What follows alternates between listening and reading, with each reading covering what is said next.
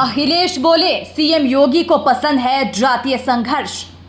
उत्तर प्रदेश राज्य महिला आयोग की उपाध्यक्ष ने किया गाजीपुर का दौरा। सरकार ने पासपोर्ट 2.0 जारी करने का किया फैसला। ईरान इजराइल के बीच सीज फायर, जुबानी जंग जारी।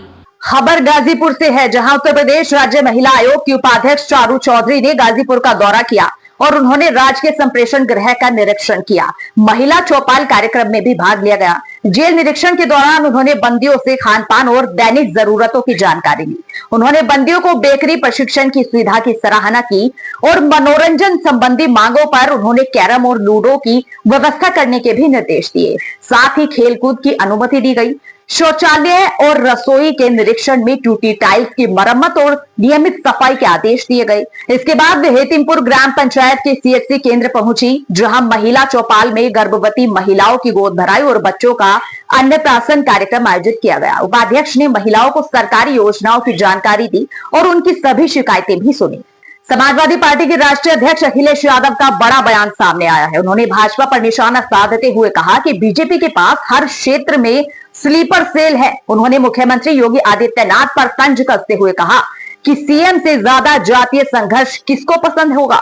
साथ ही अखिलेश ने कहा कि जातीय संघर्ष वो लोग करना चाहते हैं जो भगवान को भी अपनी जाति से जोड़ते हैं। वहीं उन्होंने बंगाल के लोगों से कहा कि बीजेपी से बहुत ज्यादा सावधान रहिए। यूपी में तो आए दिन दुष्कर्म की घटनाएं हो रही हैं। महिलाओं के साथ छेड़खानी में उत्तर प्रदेश सबसे आगे है। इसके अलावा अखिलेश ने यह भी कहा कि सरकार कानूनी व्यवस्था के अलावा सभी चीजों पर ध्यान दे रही है। भारतीय जनता पार्टी पीछे के दरवाजे से कुछ भी कर सकती है। कुछ साल पहले तक पासपोर्ट होना अपने आप में एक बड़ी बात थी। ज्यादातर हवाई यात्रा करने वाले लोग ही पासपोर्ट बनवाने की जहमत उठाते थे, मगर अब हर किसी के पास पासपोर्ट होना बेहद आम बात हो गई है।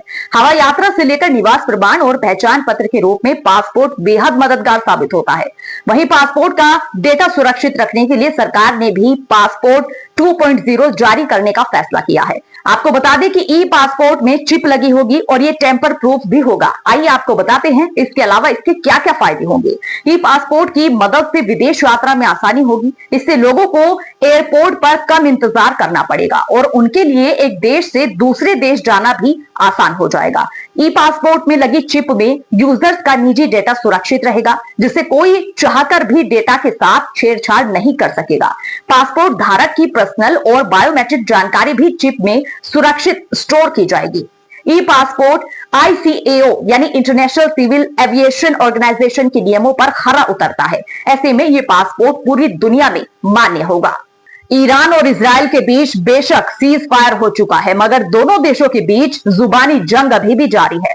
ईरान के विदेश मंत्री अब्बास अरागची ने अमेरिकी राष्ट्रपति डोनाल्ड ट्रंप के बयान की निंदा की है। डोनाल्ड ट्रंप ने ईरान के supreme leader Ayatollah Ali Khamenei पर विवादित टिप्पणी करते हुए कहा था कि ट्रंप ने खामेनेई को भद्दी और भयानक मौत से बचा लिया। ट्रंप के बयान पर प्रतिक्रिया देते हुए ईरान के विदेश मंत्री अब्बास अरागची ने कहा कि अगर राष्ट्रपति ट्रंप सचमुच डील करना चाहते हैं तो उन्हें ईरान के सुप्रीम लीडर अयातुल्ला खामेनेई के प्रति अभद्र टिप्पणियां बंद करनी होगी। ऐसा करके वो खामेनेई के लाखों प्रशंसकों को ठेस पहुंचा रहे हैं।